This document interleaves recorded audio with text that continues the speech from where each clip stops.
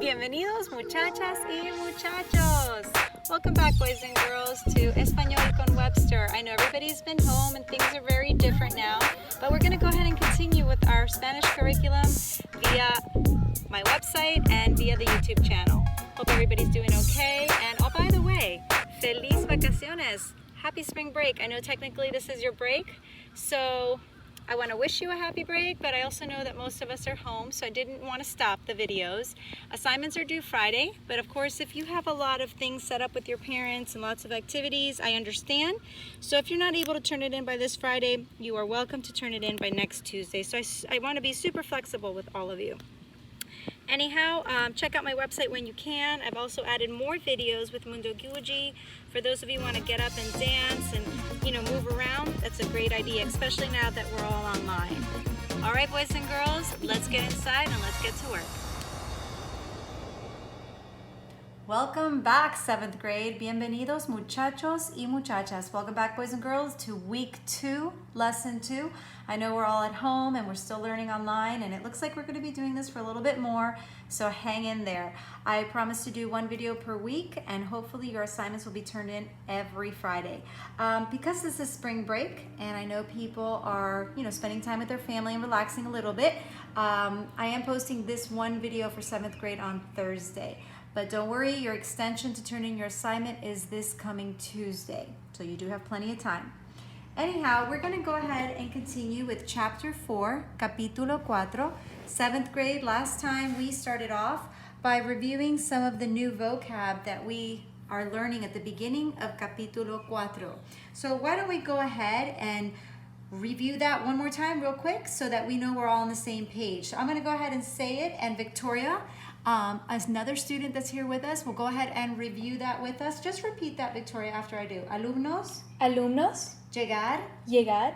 Cuando. Cuando. A eso de. A eso de. En punto. En punto. A pie. A pie. En carro. En carro. En coche. En coche. En el bus escolar. En el bus escolar. Thank you, Victoria. So basically, to review, alumnos are students. Llegar is a verb. It's an AR verb, and it means to arrive.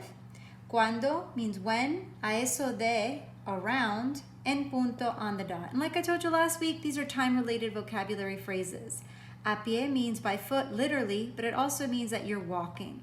En carro y en coche means by car, and it depends on what country you're from. You can use either one. And en el bus escolar means on the bus. That's what we reviewed last week. And we also went ahead and started the beginning of Chapter 4. Now, those of you who have your book at home, if you turn to 104, I went ahead and I read this to you, and I'm going to read it again because the whole beginning of this chapter is you understanding this little story.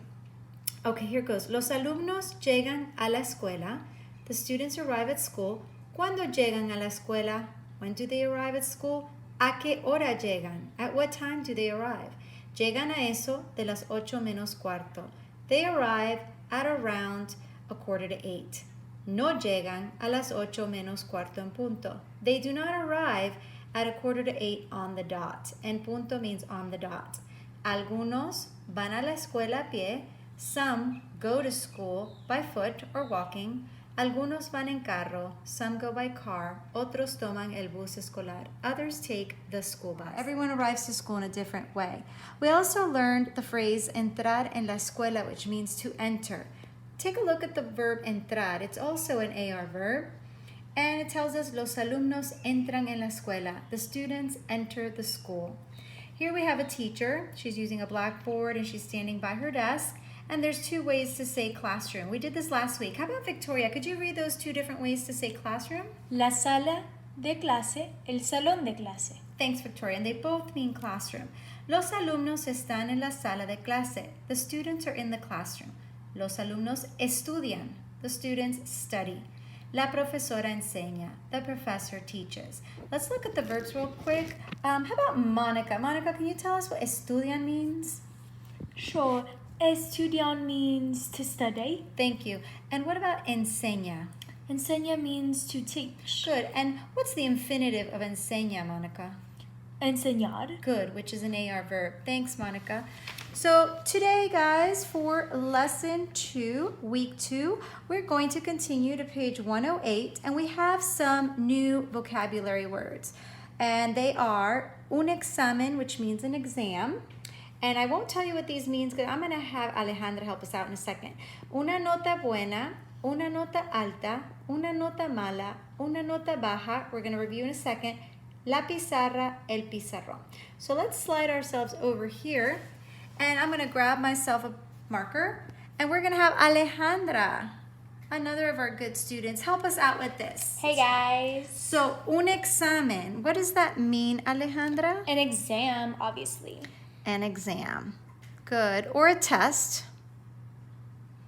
All right. Now, another vocab is una nota buena. What does that mean?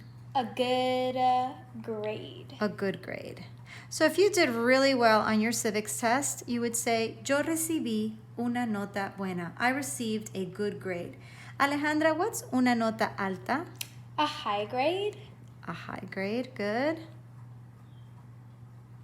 Alta obviously means tall, so that kind of helps us to learn that it means a high grade. What's una nota mala, Alejandra? A bad grade. A bad grade. So when we don't study, sometimes you would say, yo recibí una nota mala. I received a bad grade. What's una nota baja? A low grade. A low grade. Now, if we remember, in chapter 2, I believe, we learned that the word baja or bajo actually means short. So if you think of something being short or lower to the ground, it'll help you to remember that this is a low grade. Now, Alejandra, could you read these two phrases for us? La pizarra, el pizarrón. Good. And what do they mean? Means the blackboard or chalkboard. Right. A chalkboard. Or a whiteboard. Or a whiteboard. Good. Thank you. A chalkboard, a whiteboard. So for week 2, lesson 2, we have introduced 7 new vocabulary. They're called school-related vocab. So grade 7, I'm going to do this one more time. I'm going to say it and you guys repeat with me. Un examen, una nota buena, una nota alta, focusing on alta, una nota mala, una nota baja, la pizarra, el pizarrón. So I'm going to put this on my website. I'm going to go ahead and submit that to my website.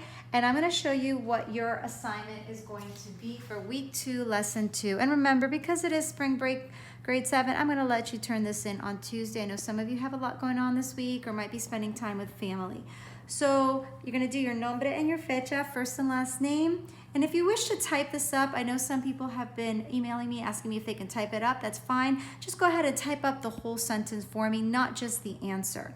So I will read this to you. Mateo toma un blank. Matthew takes a blank. Here are your 2 choices. El profesor escribe en él. The professor writes on the. And you're going to pick from these 2 choices. Now, for number 3, Monica, I'm going to read this green little paragraph, mini paragraph. I'm going to have you translate. Yo tomé un examen de matemáticas. Hice muy bien. Recibí una blank blank. Monica, can you translate, obviously without giving us the answer? Sure. Basically what you're saying is I took an exam or a test of mathematics and I did well. And so I received a blank. Good. So basically, I said I did very well, so I received a blank blank. Be careful which of these 2 choices you pick. Now, Monica, could you read 4 for us? Sure. It says, mi examen de inglés fue muy difícil y no estudié. Yo recibí una blank blank. Thanks, Monica. So my exam of English, which in other words means my English exam was very difficult and I did not study. I received a blank blank. So here are your 2 choices. Again, 7th grade, please submit this by Tuesday. I do want you to write the whole sentence plus the answer. And you can save it as a Word document and go ahead and email that back to me. So basically today we reviewed more school-related vocab. We reviewed a lot on what we did for week 1, lesson 1. And we're gonna just keep going, guys. Don't worry, I know it's not fun being home all the time, but we'll make it through. All right, see you next week. Have a wonderful weekend, everyone.